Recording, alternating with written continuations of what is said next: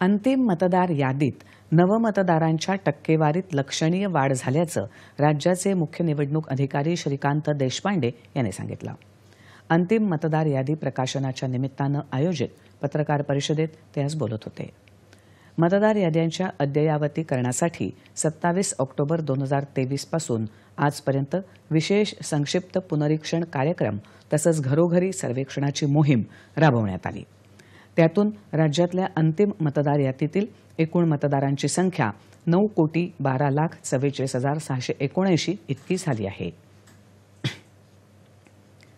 महिला बचत गट, अंगणवाडी सेविका, गृहनिर्माण सोसायट्या यांच्या सहकार्यामुळे यंदा महिलांच्या मतदार नोंदणीत लक्षणीय वाढ दिसून येते. त्यामुळे मतदार यादीतील स्त्री पुरुष गुणोत्तर 917 वरून 922 इतकं झाल्याचंही देशपांडे म्हणाले.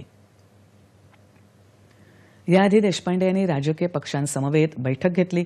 मतदार नोंदणीची प्रक्रिया निरंतर सुरू असल्यामुळे अद्याप नाव नोंदणी न झालेल्या युवकांना मतदार नोंदणीची अजूनही संधी आहे असं सांगून सर्व राजकीय पक्षांनीही मतदारांना यादीत नाव तपासण्यासाठी आणि नाव नसलेल्या नागरिकांना मतदार नोंदणीसाठी सहाय्य करावं असं आवाहन केलं आहे.